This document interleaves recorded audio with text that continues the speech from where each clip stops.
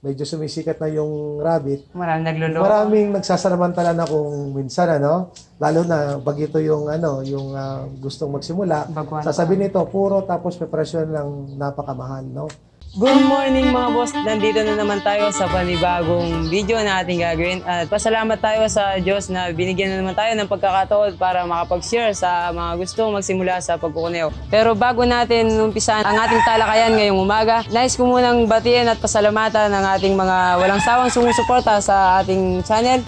Sina Shiana Jane Landayan, Dieter Page Peña, Mark Joseph Taruk, Nilbert Cunanan ng Davao City, Lex Kapati from Lubao, Pampanga, John Ray Santos, si Sir John Rowen Masilang, Melvin Oliva, Mark Jersey Kinikini, L2 Rabbit, at Raymark Esteban, at si Christian Lloyd Cruz. Update muna tayo sa mga kits natin na ngayon ay 8 days na. At makikita nyo naman na malulusog sila at hindi naman malnourished yung kanilang pangangatawan. So yun mga boss, kung di pa kayo nakapag-subscribe sa aming YouTube channel, mag-subscribe na po at i-click na rin po yung notification bell nang sa ganun update po kayo sa mga susunod pa naming mga video na ipapakita sa inyo. At ang gagawin po natin ngayon mga boss ay magpa-farm visit po tayo sa Santa Maria, Mexico, kay Sir Willie Manalo sa kanyang munting rabitan. So halina at samahan niyo ako mga boss sa ating pupuntahan at sana marami tayong mapupulot na aral kay Sir Willie. Tara, samahan niyo ako. Let's go!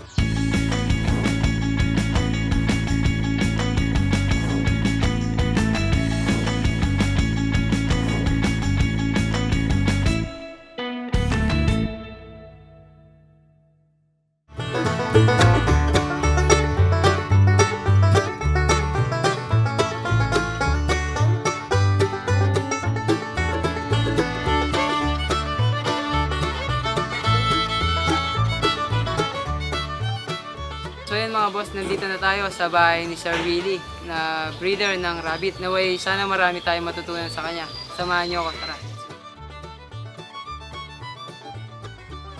So yun mga boss, nandito na naman tayo sa panibagong araw. Ngayon, nandito tayo ngayon sa bahay ni Sir Willie. Siya yung isa sa mga breeder ng rabbit dito sa Pampanga. Ngayon papakita sa atin yung mga alaga niya at yung paano siya mag-alaga ng kuneo. So, ano po mga linyada yung mga gamit niyo po ngayon sa ating magra-rabbit? Ang foundation ko, pinagsimulan ko, New Zealand sila, cross na chinchilla, galing sa isang reputable breeder sa Bulacan. So, pagkakuha ko sa kanila, 4 months ang mga yan, so 6 months, pinakasta ko na. So far, nagsimula tayo ng 10 breeder. Ngayon, ang breeder natin ay meron na tayong 30. Nakapagparami na po. Bukod sa mga naibenta na rin nun. So, yung pong gamit nyo, kayo po yung gumawa ng disenyo niyo. Kami lang Ano po gumawa yung sukat? Bale, ano po yung ginamit yung sukat na pwede sa ating mga alaga? Ano po yung sasuggest nyo sa mga gustong mag-alaga? Sa mga breeder age, usually, mas malalaki sila kung papapansin ninyo.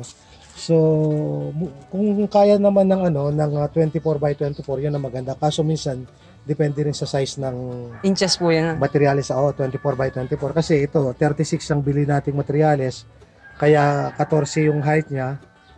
Kaya 22 na lang yun. Hindi na kaya ng 24. Depende rin sa sukat ng materials. Pero as much as possible, close sa 2 by 2. Pero yung ito, medyo makitid sila sa mga grow out.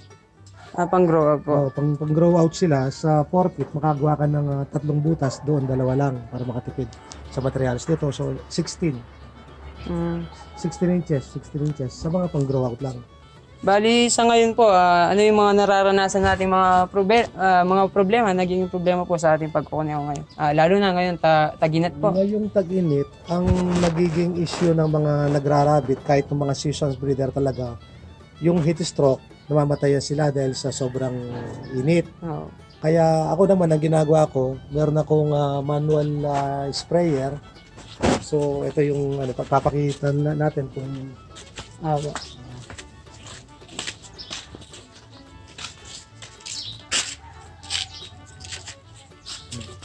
ito yung ginagamit natin pagka mainit na, nagmi-spray ako. So, ang ginagawa natin pagka mainit na, so yun. para po yung humid, no? Yung moisture po na Mabawasan ng temperature at tataas yung yung humid. moisture Content. content. Oo. Pero hindi natin nire-reacta sa mga Awa. Oo. Pero mabawasan lang ang temperature. yung pag-spray po sa mga alaga natin, hindi po Alam suggestible. ko hindi siya hindi siya, yung iba may nag-spray talaga pero ako hindi ko siya ginagawa even sa seminar talaga hindi na-adjust. ginagawa. Hindi ina-advise. So, ano lang talaga, yung paligid lang para bumaba lang at saka meron tayong mga tabing. Ayan, pagka kakainitan yan, yan. Tinatakpan na lang po pag... Tinatakpan ko sila pero make sure na meron pa rin proper airflow. Oo. Hindi natin sila tinatakpan ng todo dahil mainitan din sila, magkakaproblema rin sa So yun mga boss, kung mapapansin nyo, nasa tabi lang ng bahay yung rabbit tree ni Sir Willie. Pwede naman tayo magsimula kahit na medyo maiksi lang o yung hindi ganong maluwang yung ating lugar. Tingnan nyo naman, mapapansin nyo, nasa gilid lang ng bahay. Pero nakapagparami na siya. Tsaka yung issue ng amoy, na-address natin yung issue ng amoy. Kasi sementado to, nung nag-start ako, doon ako nag-start sa kulungan na yun, kawayan. Bali dyan po kayo nag-start sa kawayan lang po. Kawayan, tapos ito sementado. Ang nagiging issue doon, lagi kami naglilinis dito. Pag di ka naglinis ng twice o thrice a week, napaka-dumi nito. Tsaka merong amoy dahil sementado to, mapakita siya yung ihi ng rabbit. Matagal naman po ba yung lifespan ng pagkawayan po yung ginamit natin? Pwede rin sila basta yung makinis na portion, yung balat na nasa loob para hindi sila nakakagat. Otherwise, pag nasa ito yung nasa loob, yung laman niya, kangat-katin lang nila.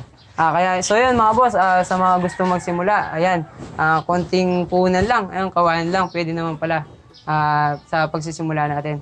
Kung wala tayong pambili ng, ano po ito, 16 gauge na wire po ito, mesh wire. No? Ayan po. So yun, isa rin sa mga pinunta natin dito mga boss, yung paggamit ni Sir Willie ng vermi. Nagbe-vermiculture siya, gamit ang rabbit manure. So yun nga yung problema nga natin nung una, marumi, lagi kang naglilinis at the same time, meron nga siyang amoy. At the same time, tabi ng bahay. So, hindi siya maganda, hindi siya hygienic.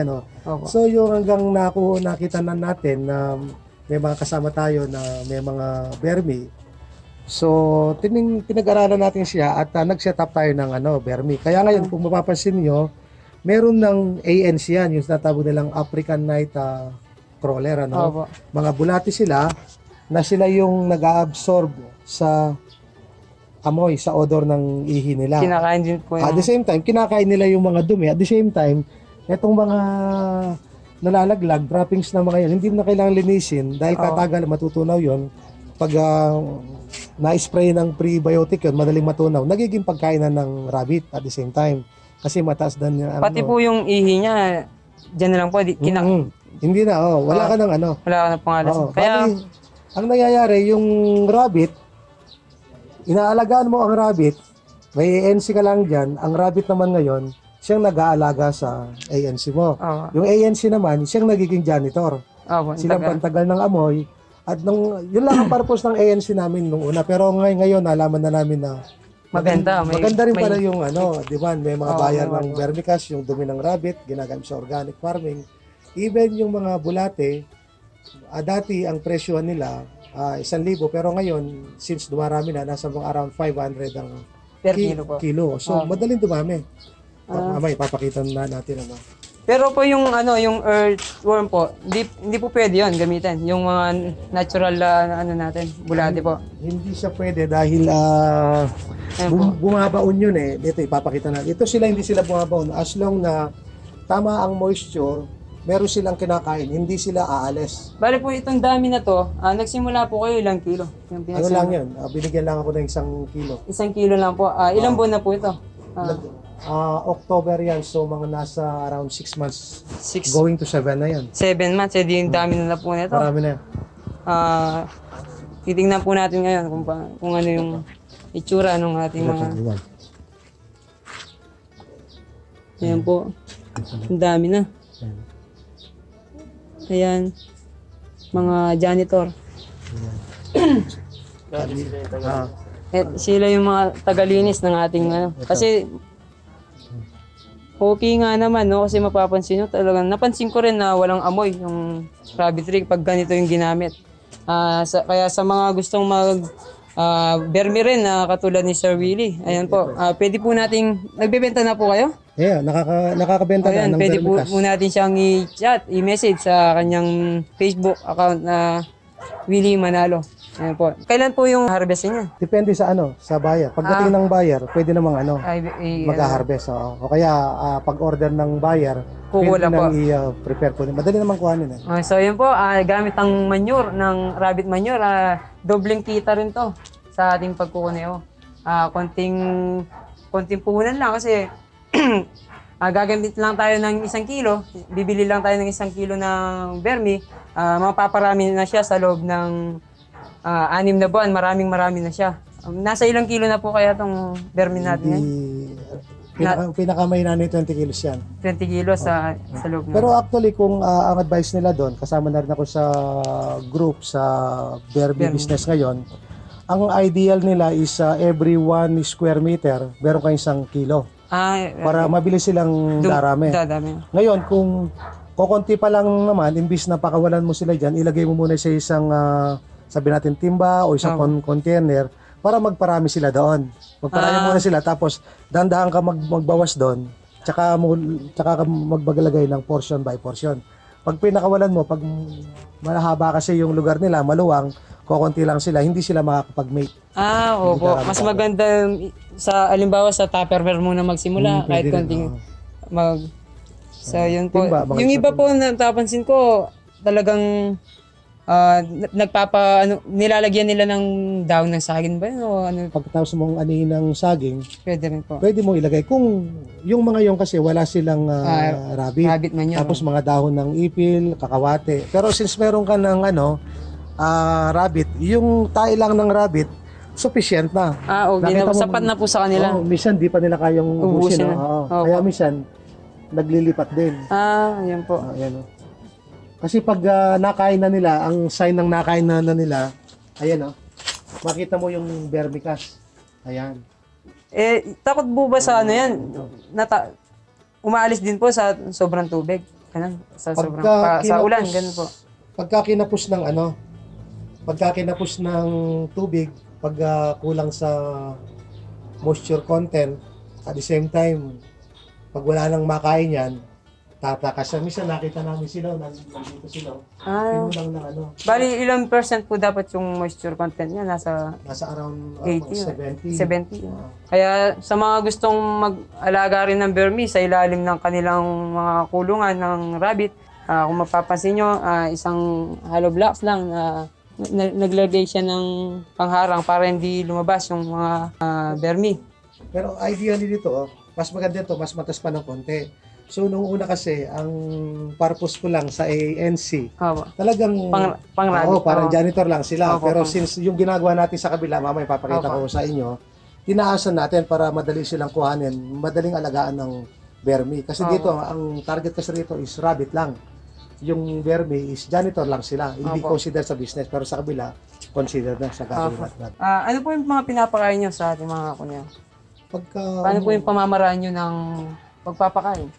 Kasi galing sa, nag-seminar na ako sa pinaka-malalaking rabbitry, kay Aven Rabbitry, at saka kay Tierra del Menor. Ay, kay Sir Art Veneracion.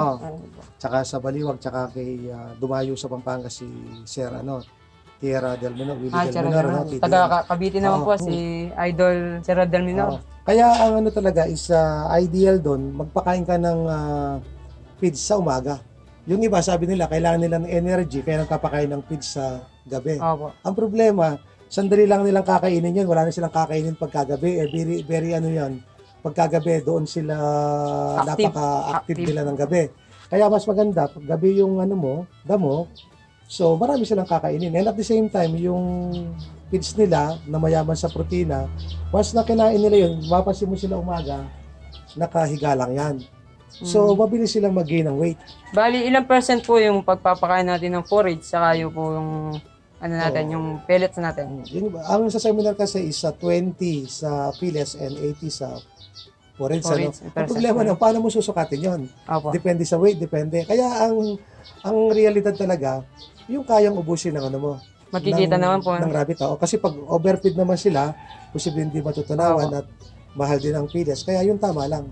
Depende, i-adjust mo.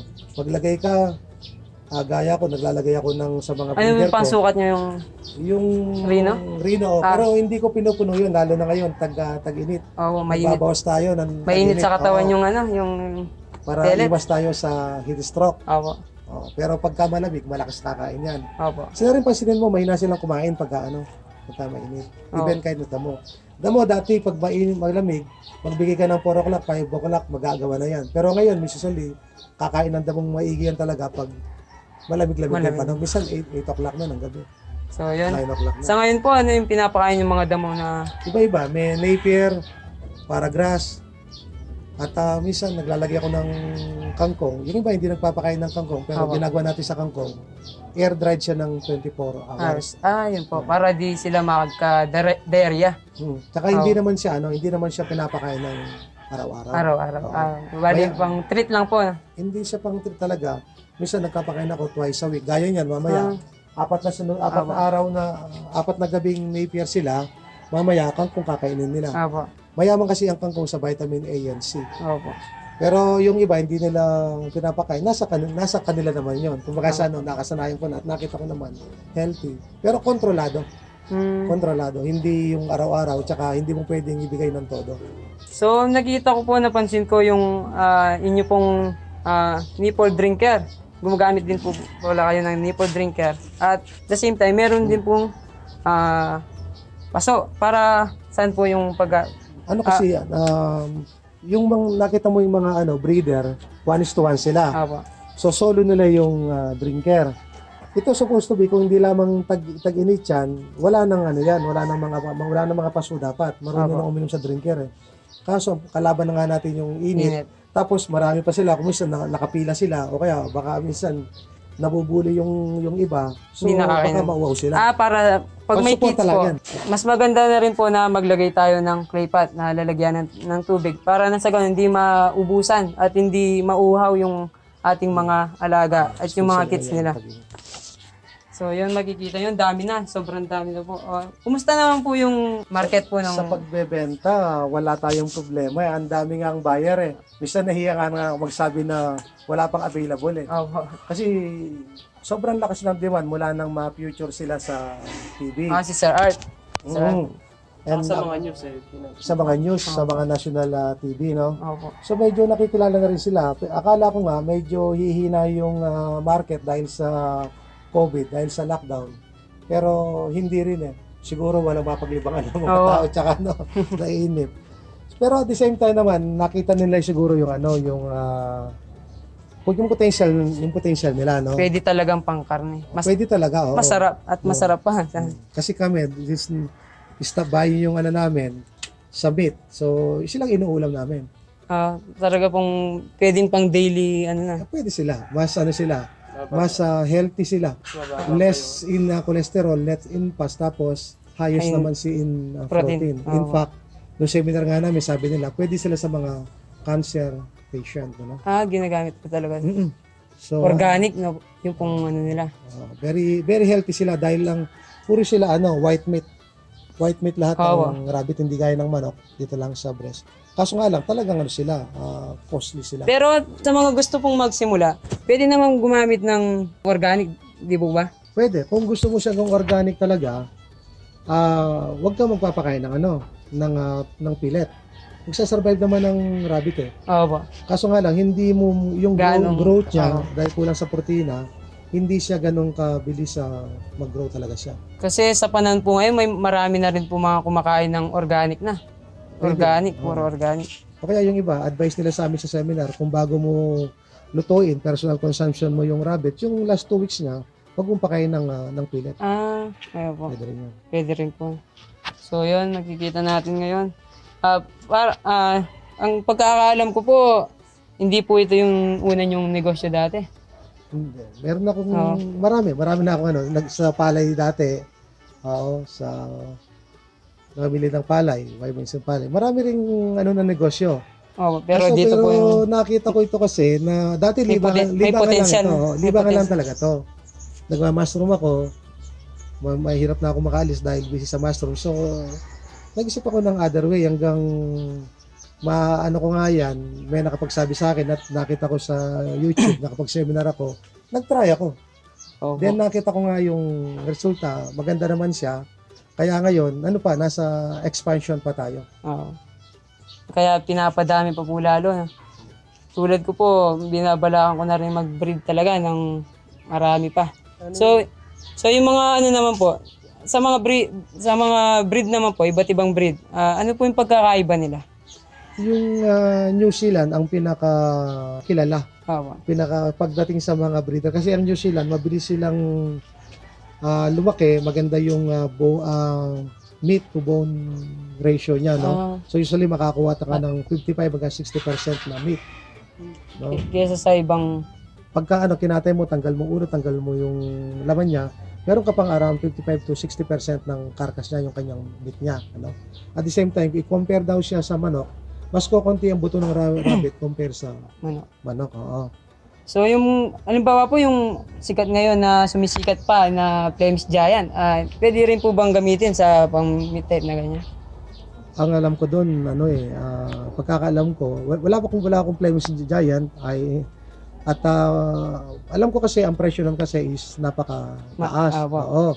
Kaya kung magsisimula ka lang, siguro naman advice ko sa mga breeder na magsisimula Local. pa lang, start small tayo. Kahit sa mga New Zealand kaganda. Ngayon kung kaya ng budget mo, nasa sayo. Kung gusto mo mag-Flemish Giant na malalaki sila, pero alam ko kahit malalaki sila, ang grow out, ang paglaki nila, hindi kasi bilis ng ng New Zealand. Malaki lang silang lalaki, pero yung within bago sila maging breeder po, ang alam ko rin po, nasa 9 months po yata yung ano nila. Oo. Tsaka yung malalaki yung buto nila, tsaka kakarnihan mo ba yung mag-start ka nung ibili ka ng halagan around 15,000. Opo, tapos Kung compare sa New Zealand, na ang pares siguro ng breeder, kung makakuha ka ng mga 3 months siguro, pwede ka makakuha ng pares around 1,000 more or less.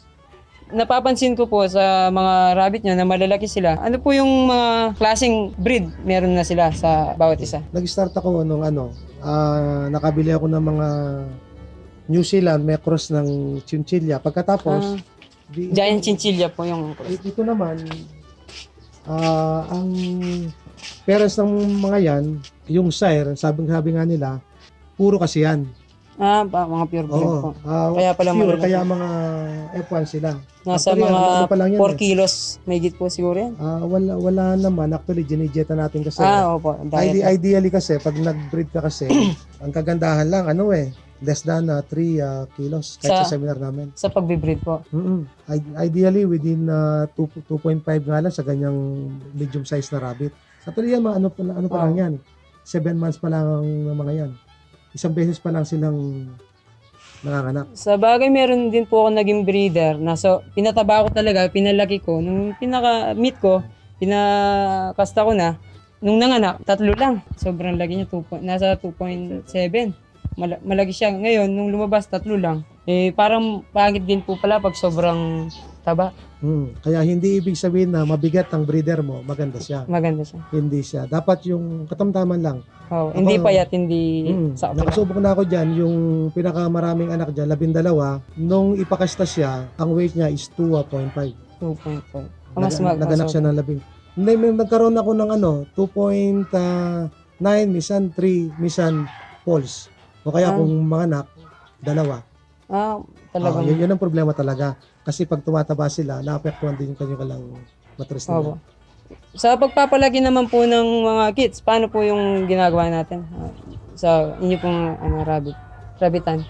Sa mga kids naman natin kasi, ang magaling silang mag-alaga, especially mga New Zealand. Alam nila ang kanilang gagawin. Ano lang tayo minimal lang intervention natin. Basta meron silang proper na Kompleto sila sa tubig tsaka. Pero yung ginagawa ko sa mga breeder, pag may anak sila, yung amount ng pagkain nila, dinadagdagan ko ng konti compare sa normal. Unli, ganun na po yung ginagawa. Hindi naman unli, pero usually around times 1.5 yung ginagawa ko para mas marami.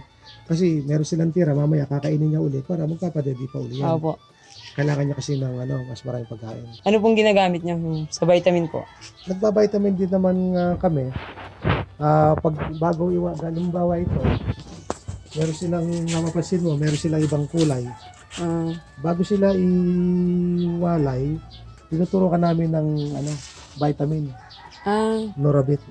Napansin nyo. Opo. Oo. Ano po yung Ito yung mga yun, pa lang yan, 31 days pa lang yan. ano po yung in-inject po natin na Norabit.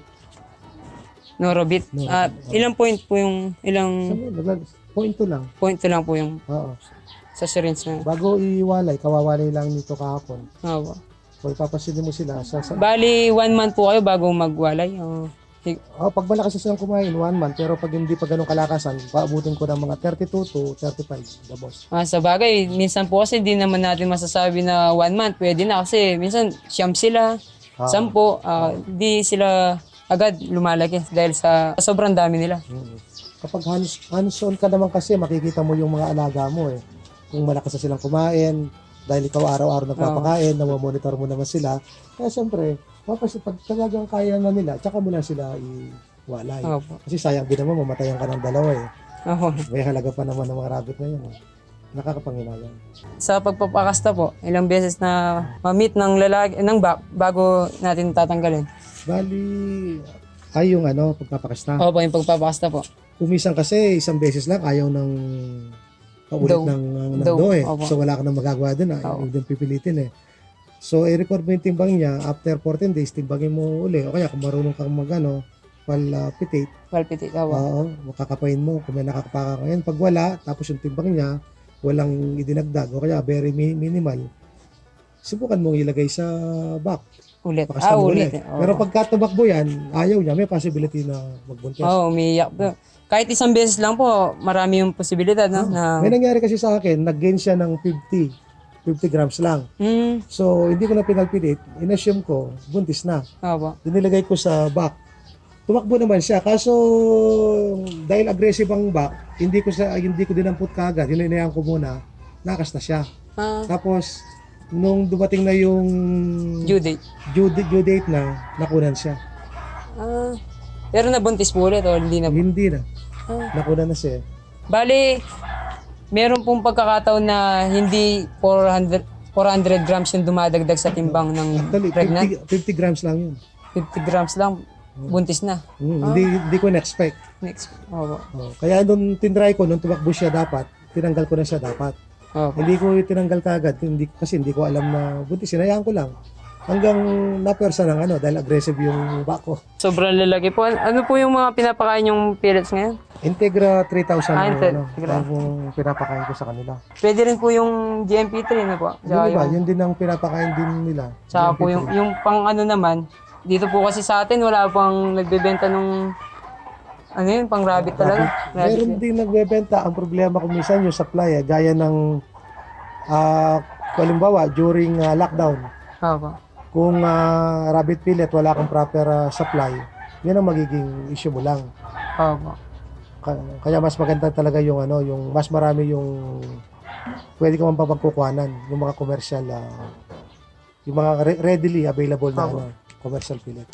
Mapapansin nyo naman po sir sa online, yung mga nagtatanong kung ano yung mga gamot sa mangge, yung sa diarrhea. Kayo po, sa experience nyo po, ano po yung mabisa na panggamot nyo po laban sa mga sakit na yun? Sa mangge, pwede yung virgin coconut oil lang. At saka kung kukonti pa lang naman sila, kahit virgin coconut oil, tsaka dahon ng kakawate, yun lang ang Papayid po. Yun lang ina-apply sa mangge. Pero kung na sila, medyo malala na. Yung iba, may gumagamit ng ivermectin powder, inihalo sa pagkain.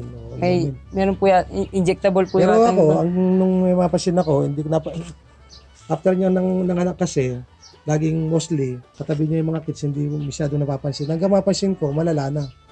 Isang dose lang ng inject, ng ivermectin injectable. Pero, ilan po yung point nung ilan po yung... Sa breeder, nilagyan ko lang 0.5 0.5 po. ml, yung injectable na ivermectin.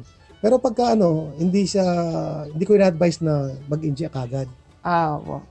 Kunin muna sa Sa daan-daan. Oo, kung pwede sa natural, virgin coconut oil, kakwate. Pero kung malala na talaga, kailangan mo na talaga ng Injectable na. injectable. Sa diarrhea naman po, ano po yung ginagamit niyo pong gamot? Lalo na sa panahon po ngayon, marami din nagkakasakit sa diarrhea dahil sa yung mga damon na kukuha, minsan may mga na-spray, yung pong ano nila. Yan, okay. Sa diarrhea, pag lumambot ang tae, mapapisod mo naman, kung bago-bago pa lang yan, Opo. try mo pakain ng dahon ng kaimito. So, pagka kumain dyan, well, good. Pero pag hindi kumain, usually, may nakaredy akong Apralite, Apralite. yung powder, yung ginagamit sa mga baboy. Ah, Anti-scour. mamaya po papagitan natin yung mga pang gamot ni Sir Willie sa mga alaga na nagkakasakit. Pero may karanasan naman ako, wala akong gamot noon. Sunday, sarado yung mga agri-supply. Opo. 2 araw nang hindi makakain, meron pa mga kids. So sabi ko, baka mamatay ito. Ang may nahanap ako, Diatabs. Dial tabs po. Oo, so, Pantao. Yung Yung tao, binukas ko, kumuha ko ng sa powder niya, inilagay ko sa inumin niya. Oo. Yun, nakasurvive naman siya. Pwede rin po bang agad na ipainom na? Nilagay ko direct sa po? tubig yung powder, inihalo. Po, naging okay na. Ngayon kung ayaw niyong uminom, meron namang ringgilya, tanggalan mo yung karayom, Opo. force feed na lang siya. Opo. Pero Sa yun, as much as possible talaga, yun talagang gamot talaga para sa rabbit. Kaso yung sa akin nun, wala talaga akong choice nun. Opo. Last resort ko na lang yun.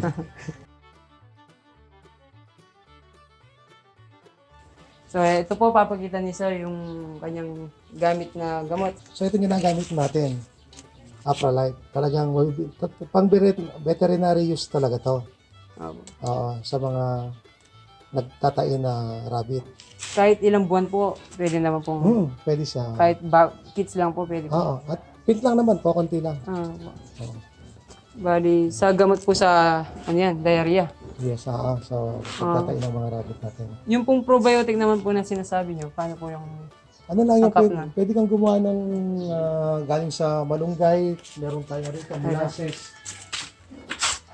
molasses, malunggay, at saka yung oregano. oregano? So ano lang sila, mag 1:1 ka o kaya 1 kilo ng oregano, pagsamahin mo yung mga dahon malunggay, kalating kilo ng molasses. Molasses. I-ferment lang. Ferment po. Oo, i-ferment lang ng mga 1 linggo. Isang linggo, pwede na po. Makakatulong sila. Ito po yung pinapakain po na kangkong, pinapatuyo. Oo. Kahapon pa kinuha yan. Kahapon ng Air umaga. dry po, no? Maganda. Kahapon pa umaga kinuha yan. Opo. Pwede naman po pala yung kangkong sa, ito nasubukan na po ni Sir Willie.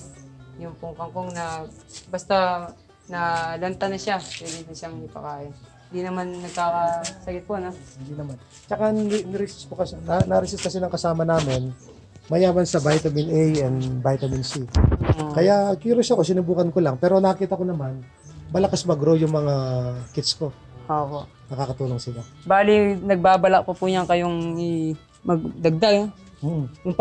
Ngayon po titignan po natin yung inyong paglilipatan ng mga rabbit.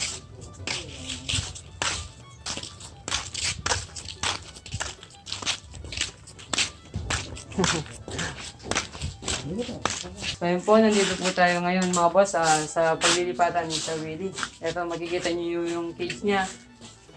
Gaganda, isang disenyo lang. Ano po yung mga, ito pong pangalawa niyo pong ginawa. Ganun din po yung mga sukat nila.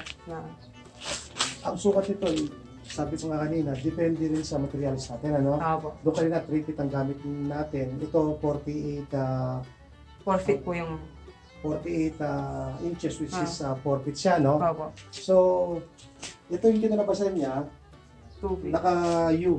Opo. So, 13 na siya rito. Inches po. Oo, tapos 20. Kung mapapansin mo, medyo mababala siya ng konti. Pero, para sa akin naman kasi, mas importante yung Lapad po. luwang niya. Opo. Ayun, mas maganda. Ay, dito, maglilipat din po kayo ng... Yan. Yan ganyan siya, temporary lang ito, inaantay pa natin, hindi tayo makabili ng stainless rod pagsalo nito sa ilalim, Opo. Pero more or less, ganyan siya kataas. Ngayon, mas madaling trabahuin ngayon. Ang mas ANC mataas. dyan, mas madali siyang i-harvest. Kung mapansin ninyo, kumpara sa kabila, nakakonsider na talaga yung ANC dyan, kaya mas mataas na yung kinalalagyan ng cages natin. Ano po yung nilagay niyo po sa una pong ano niya? Yung... Ano, mga compost na ano yun, composted na puso. Dati kasi mushroom growing house ito opo. dati eh. So yung mga naitabi natin na mga spread na puso, yun ang panimulaan natin. Bali. Yeah. Ayan mga boss, makikita nyo, tela siya. Mas mainam kaysa sa karton. Binabasa lang ni sir para lumamig yung pwesto niya. Nung una nga po na-share ko yung unang kong video na pinakita ko, namatayan po ako dahil sa sobrang init. Yung bubong ko kasi medyo mababa. Kaya nilipat ko sa ilalim ng mangga. Yun, naging experience ko na rin yun. Kaya nasi-share ko po sa mga breeder na mas maganda talaga na mataas yung bubong.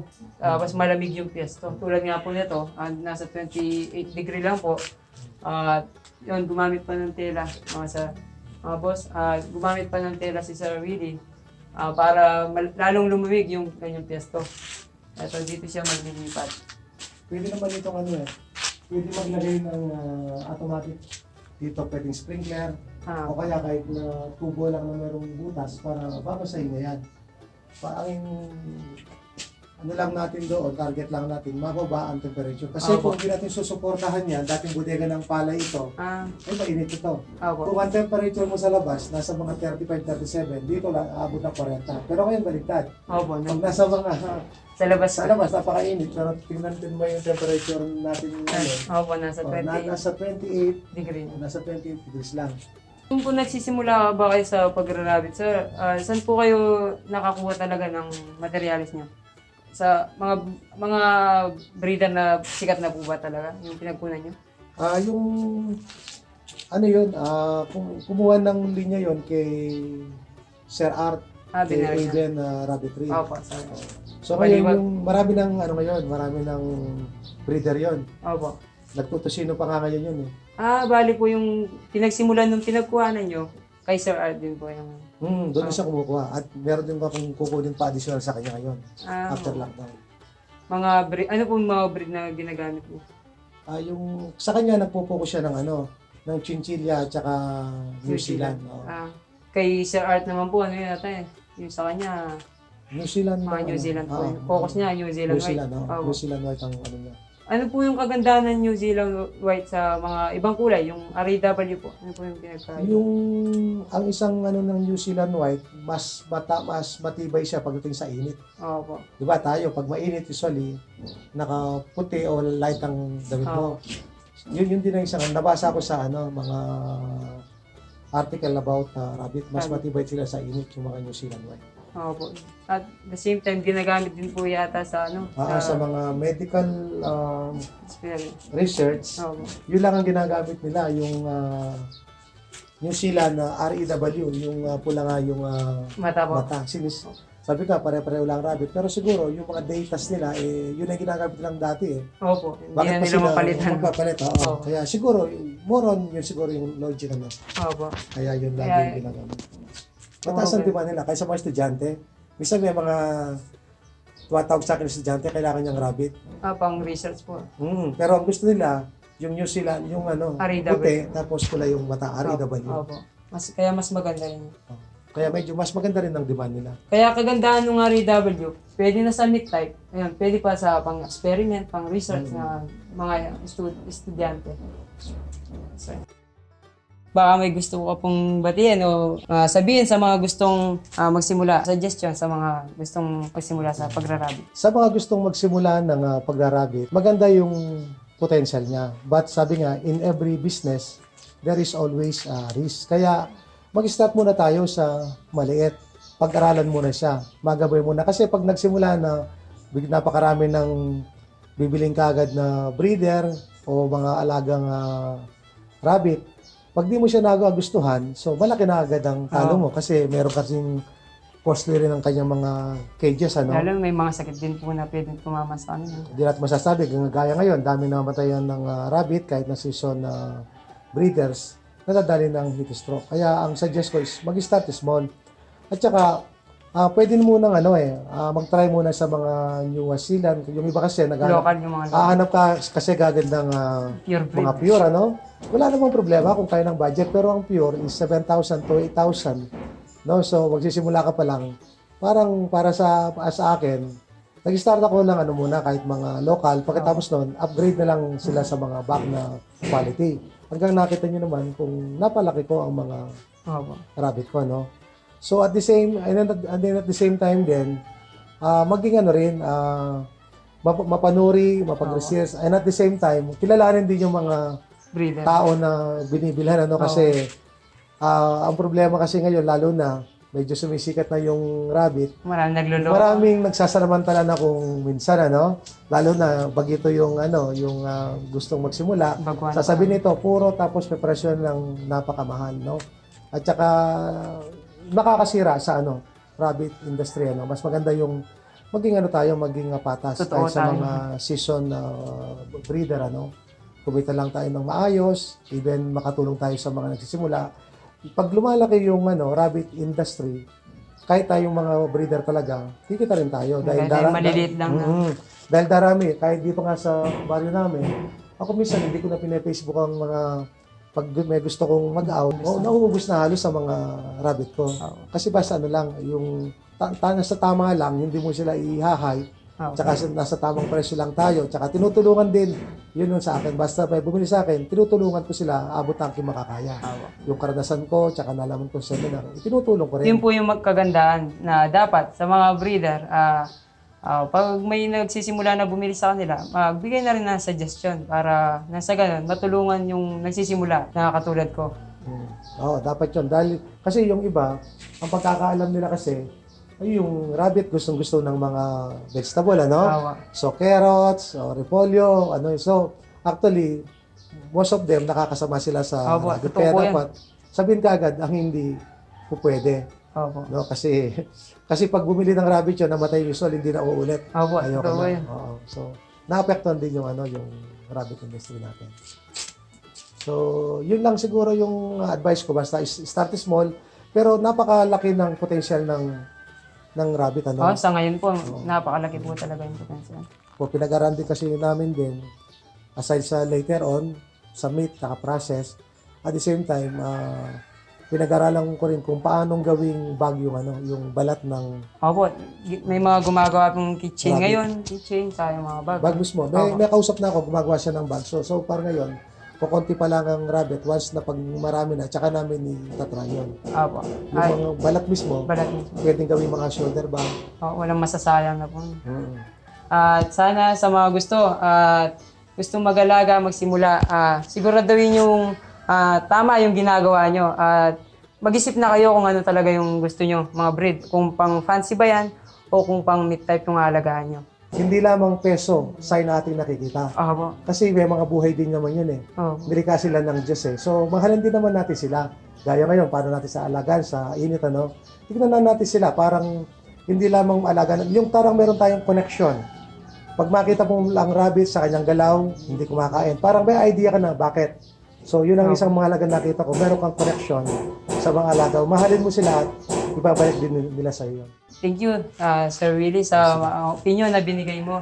So, yun mga boss, tapos na naman tayo sa panibagong video na ating gagawin. Sana po marami tayong natutunan kay Sir Willie Manalo.